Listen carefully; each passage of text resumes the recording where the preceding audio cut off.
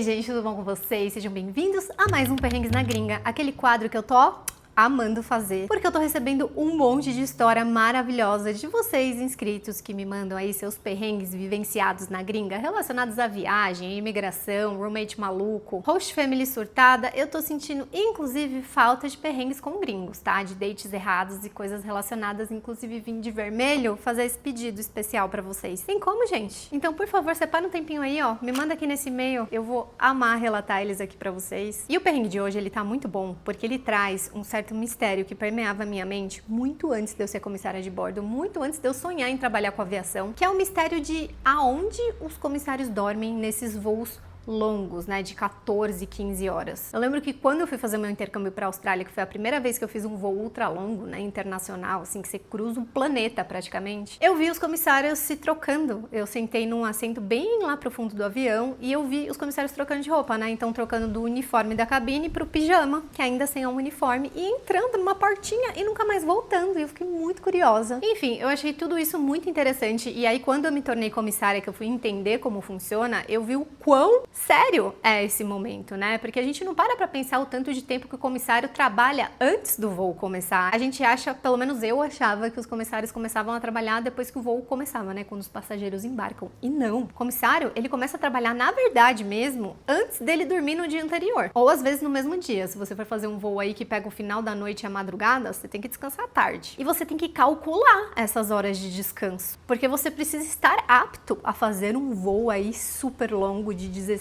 O voo mais longo que eu já fiz foi de 17 horas para Nova Zelândia. E tudo começa quando a gente acorda, né? Acorda, se arruma, se troca, vai até o aeroporto, espera o e-gate abrir, né? Que é o portão dos comissários, para entrar no briefing, porque tem todo um briefing que você reúne a tripulação, os pilotos, eles vão dar relatos lá do que vai acontecer durante o voo. De repente você vai pegar um período de turbulência e aí vocês têm que mudar o serviço para determinado horário. Então tem todo um alinhamento ali de expectativas antes de começar o voo. Aí a tripulação sai toda da sala de briefing, vai até o avião, isso também leva um tempo, e chegando no avião, eles ainda performam a Safety Security Search, que eu não sei como chama em português. Desculpa, meninas, é que eu era comissária internacional, tá? Sorry. Eu acho que é uma busca de segurança, traduzindo assim ao pé da letra. Os chefes de cabine, né, separam os comissários em áreas, e aí eu, por exemplo, Caroline, fui designada a uma determinada área, e dentro dessa área, muito antes dos passageiros embarcarem, com o avião vazio ainda, eu tenho que performar uma busca de segurança junto com uma checagem ali de equipamentos. Então, por exemplo, eu tenho que olhar embaixo de todos os assentos, ao mesmo tempo que eu tenho que conferir se embaixo desses assentos tem lá os life jackets, né, os salva-vidas em caso de emergência. Eu tenho que abrir os compartimentos para ver se não tem nenhum objeto estranho, ao mesmo tempo que eu tô conferindo se tem os kits de segurança, se eles estão selados, se tem o extintor de incêndio com o selo, né, o lacre. Por que eu tô falando selo? Todas essas coisas são feitas muito antes dos passageiros entrarem, e quando os passageiros embarcam, quem assistiu o último Perrengues na Gringa, vocês sabem que os comissários ainda estão olhando ali para possíveis riscos e ameaças de pessoas entrando bêbadas, embriagadas, ou sei lá, né, pessoas suspeitas que podem dar trabalho. Então tudo isso leva muito tempo, né? Somados a um voo ultra longo, o comissário não aguenta, porque se você for somar, são 20, 30 horas de trabalho, né, até você chegar no hotel para descansar. Então o comissário acaba tendo que dormir, não só o comissário, né, a tripulação no geral, porque os pilotos também precisam alternar ali e descansar durante esse período longo. E para os comissários descansarem tranquilamente, eles precisam de um espaço na aeronave que não vai ser ali onde é a galley, né, a cozinha, e também não vai ser ali sentado numa cadeira da econômica, que é super desconfortável. Então eles têm um lugarzinho, muitos comissários gostam de chamar de sarcófago, porque o negócio é pequeno. Para quem tem claustrofobia, meu Deus do céu, um prato cheio para um ataque de pânico. E o relato que eu vou contar para vocês hoje tem tudo a ver com esse espaço. Ele é um relato de uma comissária que me mandou, tá super detalhado do jeito que eu amo, contando um perrengue que ela passou com um passageiro por conta do CRC, né? Crew Rest Compartment, que ela vai se referir a esse espaço como Crew Rest. Então, quando eu ler Crew Rest, vocês vão entender que é o sarcófago, que é a salinha, o quartinho onde os comissários dormem. Então, vamos para o relato. Oi, Carol, meu nome é Cláudia, sou comissária há 5 anos e posso te garantir, voar parece glamouroso por fora, mas tem cada história que só quem vive nos bastidores entende. E essa é uma daquelas que parece coisa de filme, suspense, tensão e um pouco de vergonha alheia. Era um voo noturno, daqueles bem longos, 11 horas e 35 minutos no ar. Nossa, bem específico, hein? Estávamos em um Boeing 777, cheio até o último assento e, para variar, atrasados para a decolagem por causa do famoso efeito dominó. O avião que faria o nosso voo estava vindo de outro destino e atrasou. Mesmo com a nossa tripulação já posicionada e pronta para operar, sem a aeronave disponível, não tem o que fazer. Fica todo mundo esperando. Resultado? Passageiro reclamando, criança chorando, comissário torcendo para não perder a hora do descanso. O clima a bordo estava tenso. Tripulação cansada, passageiros inquietos e eu já sonhando com o momento que eu ia poder subir para o Crew Rest, o nosso cantinho secreto de descanso. Muita gente nem imagina que, nos aviões maiores, existe um espaço escondido, geralmente acima da cabine de passageiros ou no fundo da aeronave, onde os comissários podem tirar um cochilo em voos longos. É como um mini dormitório, com umas 6 ou 8 caminhas estreitas, dependendo da configuração da aeronave. 6 a 8 no Boeing, né? Porque que eu me lembro, no Airbus tem pra lá de 12, que é muita gente, né? Pensa no Airbus 380 com 2 andares. Não é só muito passageiro, mas é muito comissário também que tá trabalhando dentro dele. E é muito louco, né? Porque que eu me lembre, eu gostava muito mais desse CRC, né, do Crew Rest, do Boeing do que do Airbus. Porque o do Boeing, ele era acima, pelo menos a configuração da Emirates, ele ficava acima, tipo onde você entra na cabine e coloca suas malas. Então tem tipo uma escadinha e aí você encontra as camas. Eu tenho a sensação que elas são maiores, ou pelo menos tipo o espaço para você entrar nelas é maior porque tem só uma cortininha. Já no Airbus, o negócio é muito louco, cara. Tem tipo 3 camas mega pequenas, um espacinho desse tamanho para você entrar. Imagina um monte de comissário ali tentando entrar ao mesmo tempo para dormir. Era uma certa confusão. Up closer, look at the Emirates A380 lower deck crew rest compartment.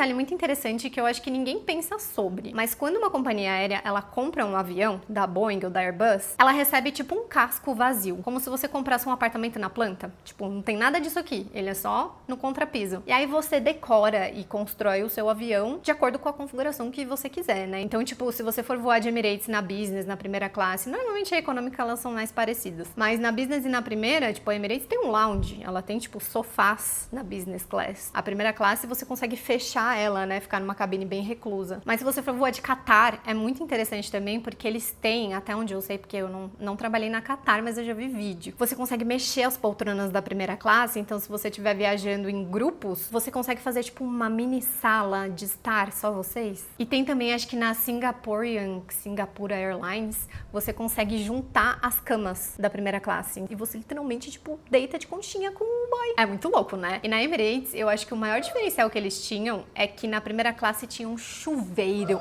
no Airbus 380. Os passageiros que voavam de primeira classe, pra começo de conversa é muito caro, eles podiam tomar um banho antes de pousar. Eu sempre fico pensando, mano, imagina uma pessoa que tem muito dinheiro comprar um Airbus e construir uma mansão dentro do Airbus. Será que isso é possível? Depois do primeiro serviço de bordo, da ronda de segurança e de lidar com uma senhora que queria saber se podia aquecer um ovo cozido no forno do avião, spoiler, não pode. Finalmente chegou a minha vez de descansar. Subi a escada apertada, fechei a portinha camuflada, que parece só um armário, e entrei no Crew Rest. Escuro, silêncio absoluto, um leve balançar do avião que mais parece um balanço de berço, e eu ali prontinha pra dormir, de meias e tapa-olho. Só que o que parecia ser um momento de paz virou um mini filme de suspense. No meio do meu cochilo, sabe aquele sono raso, que qualquer barulhinho te acorda? Eu ouvi um crack, aquele som metálico de alguém tentando girar uma maçaneta que não deveria ser girada. Abri os olhos e crack de novo. Tirei o tapa-olho, sentei na cama e fiquei em silêncio. Sentou na cama, então só pode ser um Boeing mesmo, porque um Airbus você não senta nem a pau. E fiquei ali tentando entender o que estava rolando. O barulho vinha da escotilha. Escotilha é o nome daquilo? Meu Deus, eu não sabia.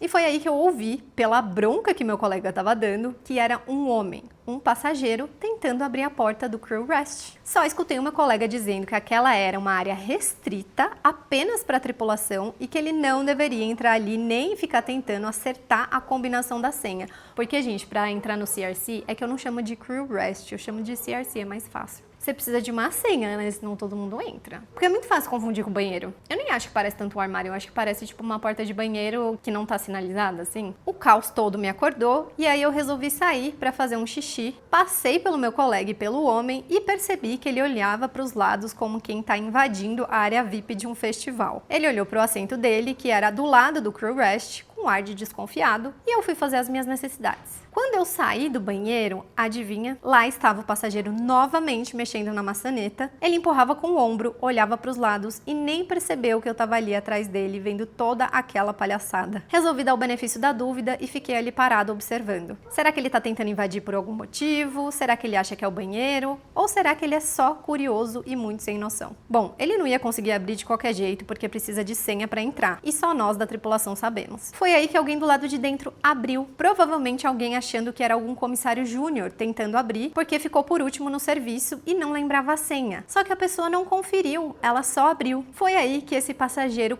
quase em êxtase, entrou sem nem titubear. Minha adrenalina vendo tudo aquilo foi no teto. Eu não podia fazer escândalo porque eu ia alarmar os outros passageiros. Eu não podia falar alto porque os comissários que estavam ali estavam dormindo. Mas também não podia deixar o cara invadir o nosso único lugar de descanso. Então eu corri, peguei no braço dele e disse: "Boa noite, senhor. Posso ajudá-lo?" A cara dele, Carol, congelou. Igual criança que foi pega fuçando o presente de Natal antes da hora. Ele recuou com um passo e gaguejou. "Ai, desculpa, achei que fosse o banheiro." "Banheiro, meu senhor. O banheiro é aqui do outro lado, iluminado, com placa e com cheiro de lisoforme." Como é que ele confundiu? Foi aí que eu falei: "O senhor tá procurando algo em específico?" Perguntei tentando manter a compostura, enquanto por dentro eu tava rindo e bufando ao mesmo tempo. E ele soltou uma risadinha nervosa e disse: "É que eu vi a porta diferente aqui e fiquei curioso. Achei que fosse um armário ou sei lá, uma salinha." Uma salinha que gira a maçaneta e tranca por dentro? Meu filho, isso aqui não é uma escape room. Respirei fundo, pedi que ele voltasse ao assento e avisei discretamente a chefe de cabine. Até porque vai saber, né? Às vezes o passageiro tá só entediado ou às vezes ele tá planejando uma live clandestina de exploração a áreas proibidas do avião. Nossa, pode crer, gente. Hoje em dia a internet tá impossível, eu não duvido. Bom, voltei a dormir sem ser mais interrompida e quando acordei, toda descabelada com o pijama da crew, lá estava ele conversando com os outros comissários que estavam de pijama, fazendo todo tipo de pergunta. "Esse pijama é confortável?" Enquanto pegava no uniforme do comissário. Ai, gente, que inconveniente. Odeio quem pega nos outros. Fingi que não estava vendo, me troquei para o uniforme de cabine, enquanto a próxima leva de comissários entrava para ter o seu momento de descanso. Pois é, gente, tem esse detalhe também que eu preciso falar para vocês, porque eu acho que não fica tão claro para quem não é da aviação. Quando os comissários descansam, não é que tipo para o avião e todo mundo vai dormir. Não, eles alternam. Então, enquanto uma leva de comissários fica na cabine cuidando, né, prestando atenção para que tudo esteja em ordem, para que os passageiros estejam sendo servidos e atendidos e tudo mais, uma leva de comissários dorme. E aí, quando esse descanso acaba, essa galera levanta, se troca, né, coloca o uniforme e aí a galera que estava trabalhando vai descansar. Então, rola uma alternância ali. E sim, é necessário, porque como eu disse para vocês no começo do vídeo, se você faz um voo aí de 17 horas, como eu já fiz de Auckland pra Dubai, meu Deus do céu, tipo, se você não descansa. E eu não tô nem falando, tipo, ai, nossa, dormir, ter aquele sono super profundo. Eu sou o tipo de pessoa que eu nunca consegui ter um sono profundo, mas eu tenho total consciência que é muito essencial que você deite, tipo, sabe? Que você fique plano, que você feche o seu olho, que você tire um cochilo que seja. Isso faz muita diferença, porque você precisa chegar no final do voo descansado. Imagina, tipo, as horas mais críticas do voo, tanto pros comissários quanto pros pilotos, é a decolagem e o pouso, né? Então, antes de você pousar, depois de um dia longo, de um voo super longo, você ainda tá cansado, bem nesse momento que você tem que estar atento pra segurar a cabine, vai que acontece alguma emergência no pouso, sabe? É muito importante. É regulamentação. Não é nem que, ai, nossa, algumas companhias aéreas fazem e outras não. Não, é regulamentação. Bom, durante o resto do voo, percebi que ele não conseguia relaxar. Dava umas olhadinhas enviesadas pra portinha do crew rest, tipo criança tentando entender pra onde dava aquela porta de armário, e a cereja do bolo, uma hora, ele me chamou no botão de atendimento, fui até ele achando que era algum pedido, e ele falou: "Desculpa de novo, é que... sério, aquilo é tipo, onde vocês desaparecem?" Dei um sorriso discreto e respondi: "Eu sei que aquela portinha causa curiosidade nos passageiros, porque a gente entra e parece que não sai mais. Mas não é uma passagem secreta, não é nada demais. É só o lugar onde a gente descansa. E passageiros não podem entrar." Ele riu meio sem graça e finalmente sossegou. Mas adivinha? Arrumando a cabine prestes a pousar no final do voo, recolhemos os cobertores por segurança e os sacos não couberam no banheiro. Então a gente colocou tudo ali no crew rest mesmo. Mas na correria para caber tudo e a gente pousar logo, um comissário deixou a porta do crew rest meio aberta, o que seria ok, visto que todos os passageiros já estavam sentados para o pouso e eu já estava chegando com os cobertores da minha área da cabine, então eu mesma fecharia. Porém, quando eu chego lá para deixar o meu saco de cobertores e trancar a porta pra gente sentar e pousar, o sem noção estava lá dentro. Mano do céu! Dentro do crew rest escuro. Por pouco eu não arremessei o meu saco na cabeça dele e tranquei ele lá dentro. Nessa hora eu fiquei muito brava e falei: Senhor, o senhor não pode entrar nessa área. Ela é restrita apenas para tripulação. Você está infringindo as regras de segurança em um momento onde deveria estar no seu assento com os cintos afivelados. Ele saiu de lá às pressas, sentou no seu assento e assim que sentei no meu jump seat, contei o que aconteceu para minha chefe, que teve uma conversa séria com ele quando o avião pousou. Moral da história? Sim, comissários dormem. Não, você nunca vai ver aonde. E sim, somos treinados para lidar com turbulência, emergência e até curiosidade fora de hora. Só uma pausa antes de finalizar. É que talvez não tenha ficado claro, mas esse saco que a galera recolhe, imagina um Airbus 380, mesmo que seja um Boeing, que é esse que ela tava voando, é muito passageiro pra você recolher. E os cobertores, por mais que eles não sejam tipo, os cobertores mais grossos do mundo, eles ocupam espaço. Então você vai juntando ali 50 cobertores, gente, é um saco do meu tamanho que você sai arrastando na cabine. E aí você coloca eles no banheiro e às vezes não cabe todos no banheiro, né? Então, os comissários às vezes aproveitam para usar o CRC para estocar, né, esses sacos do meu tamanho. Então, você imagina, tipo assim, só para vocês imaginarem a cena, tipo, a comissária pegando esse saco e arremessando lá dentro, podia ter acertado ele podia ter se machucado. Entende a seriedade disso? Não é só, coitado, ele tava lá dentro, e daí? Não é e daí? Não pode, é um lugar escuro, que ia ficar escuro, e aí se esse cara bate a cabeça e fica lá. Eu não sei, gente, mas muitas coisas sérias podem acontecer. Imagina, acontece uma emergência na aeronave, os passageiros evacuam e essa pessoa fica esquecida lá dentro, trancada. Tipo, mano, é muito sério, entende? Tipo, eu não sei se é porque eu já fui comissária e eu já passei por umas situações assim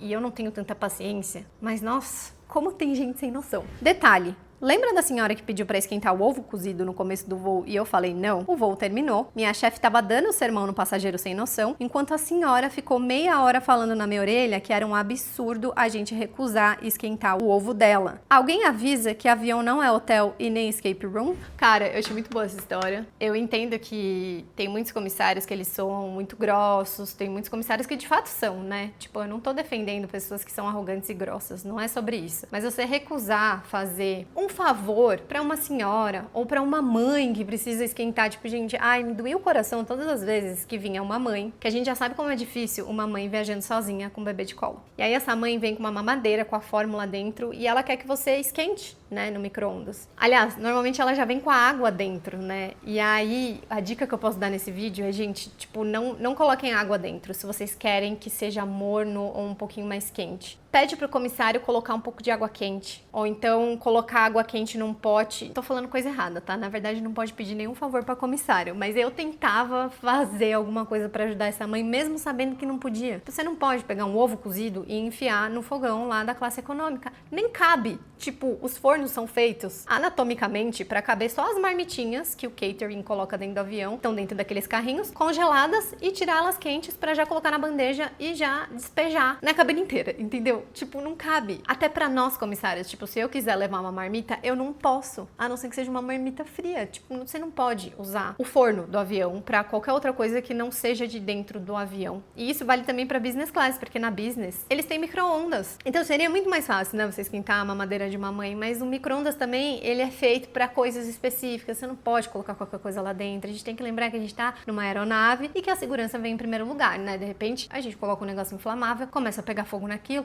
pega fogo no avião, tudo por causa de uma mamadeira. Então, tipo, não tem como abrir exceção para todas as pessoas, para todos os passageiros. Então, é isso que a Cláudia tá querendo dizer. Eu sei que às vezes parece que a gente tá sendo grosso ou que a gente tá tirando com a cara do passageiro. Não é isso. É que as companhias aéreas, elas querem, pelo menos a companhia que eu trabalhei, elas querem ser cordiais com seus passageiros. Eu sei que a gente escuta muitas histórias aí na internet e as que viralizam são sempre as negativas, mas na maioria das vezes a gente é treinado e a gente trabalha pros passageiros que estão pagando, né? Então a gente quer que aquelas pessoas, gente, eu sempre falo no presente, Gente, eu não sou comissária há, sei lá, vai fazer 10 anos. Mas o comissário, ele trabalha para que aquela pessoa que tá pagando tenha uma ótima experiência e volte, né, a voar com aquela companhia aérea. Então, é óbvio que não é legal. Eu não gostava de falar não para essas pessoas que normalmente é uma senhorinha ou uma mãe de pessoas fofas e gentis. Você não quer falar não para essas pessoas, mas às vezes você tem que falar não. Porque se você for abrir exceções para todas as pessoas, não tem como. Eu sei que parece óbvio o que eu tô falando, mas às vezes pra gente lembrar, né? Porque faz tanto tempo que eu não sou comissária, às vezes eu esqueço. Tipo, eu tô no avião e eu fico tipo, ai, nossa, queria tanto esquentar isso aqui. E aí eu fico tipo, nossa, não pode, né? Tipo, eu já trabalhei dentro do avião, eu sei que não pode. Então eu sempre tento levar minhas marmitas frias, porque, gente, eu tenho um monte de alergia. Eu não como carne, eu tenho alergia ao glúten. Então, normalmente eu não posso comer as comidas do avião, eu tenho que levar minha comida. E eu não gosto de comida fria. Mas eu também sei que eu não posso pedir pro comissário esquentar, entende? Até onde eu me lembre, as coisas que você pode pedir pro comissário, se você estiver levando, assim, medicamentos que precisam ser refrigerados, essas coisas você pode pedir pra eles colocarem lá na geladeirinha. Mas esquentar coisas, me corrijam aqui, comissários atuais,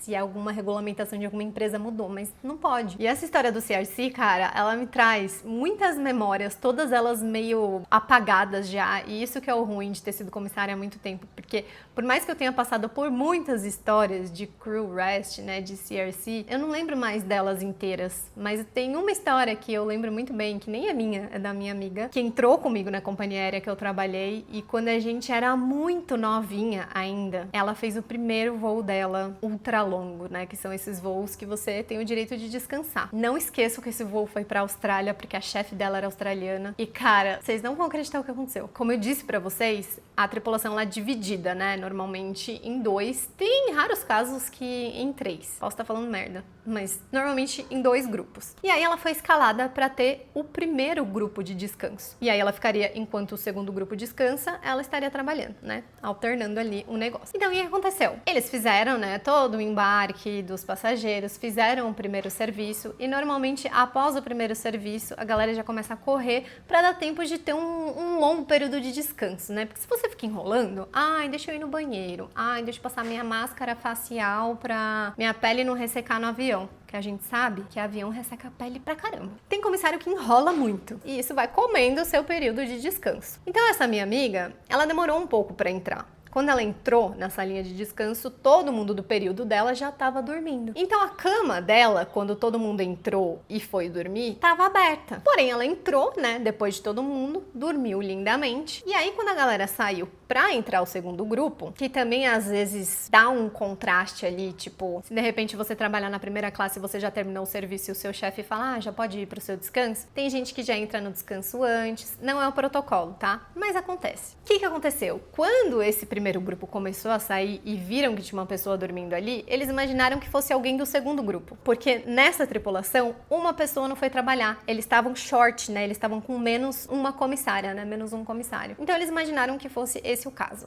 Beleza. No meu caso, quando eu ia, né, pro CRC e eu tinha que descansar, eu já não conseguia descansar anyway, né? Tipo, eu não conseguia dormir profundamente. Eu dava uma descansadinha, eu esticava as minhas pernas, às vezes eu assistia até série. E também, gente, eu sou o tipo de pessoa que eu não consigo relaxar 100% se eu tenho um horário pra acordar. Ainda mais se esse horário é tão curto, tipo, 1 hora e pouco, 2 horas, 3, que seja. Meu corpo não descansa. Eu fico tipo, meu Deus, eu tenho que acordar. Então, mesmo às vezes quando eu dormia em voos pro Brasil, que normalmente eu aproveitava muito no layover, né, ia ver minha família e quase não descansava, quando eu tinha que descansar no CRC, eu dava uma dormida, mas o meu cérebro, ele ficava em alerta. É muito louco. Não sei se isso acontece com vocês, mas até hoje é assim. Se eu tenho um compromisso de manhã e eu tenho que acordar cedo, eu sinto que o meu corpo não descansa. E além de não descansar, às vezes eu ficava com medo e eu falava, olha, se eu perder o meu horário, eu pedia pra uma pessoa da tripulação vir me acordar. Tipo, se eu não sair da cabine até tal hora, né, vem me dar uma chacoalhada. Era o que a galera fazia normalmente. Só que era muito difícil você não acordar. Porque, como eu disse, tipo, é um lugar muito pequeno e tem a galera que tá saindo e a galera que tá entrando. Então fica meio que uma confusão da galera com cobertor, trocando fronha de travesseiro, né, pro próximo grupo entrar, tipo, mexendo em plástico. Eu achava quase que impossível você não acordar. Pois bem,